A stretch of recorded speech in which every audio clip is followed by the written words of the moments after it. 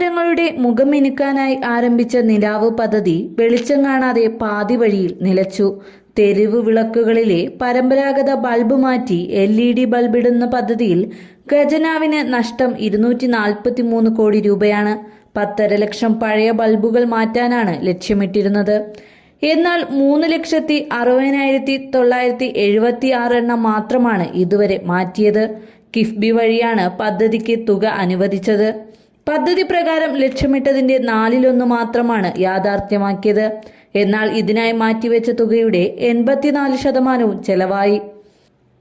289.82 കോടി രൂപയിൽ 243 കോടി രൂപയും സംസ്ഥാന സർക്കാർ മുൻകൂറായി നൽകുകയായിരുന്നു. വൈദ്യുതി ബോർഡിന്റെ സർവേയുടെ അടിസ്ഥാനത്തിലാണ് LED ബൾബുകൾ ഇടാൻ തീരുമാനിച്ചത്. 60 ലക്ഷം വൈദ്യുതി തൂണുകളാണ് ബോർഡിനുള്ളത്. 16.24 ലക്ഷത്തിന്റെ തെരുവ് വിളക്ക് സ്ഥാപിച്ചിരുന്നു. ഇതിൽ 10.5 ലക്ഷം തൂണുകളിലെ പഴയ ബൾബുകൾ മാറ്റി LED ബൾബ് ഇടാനായിരുന്നു പദ്ധതി. 2023 ഫെബ്രുവരിയിലാണ് നിലാവ് പദ്ധതി മുഖ്യമന്ത്രി ഉദ്ഘാടനം ചെയ്തത്.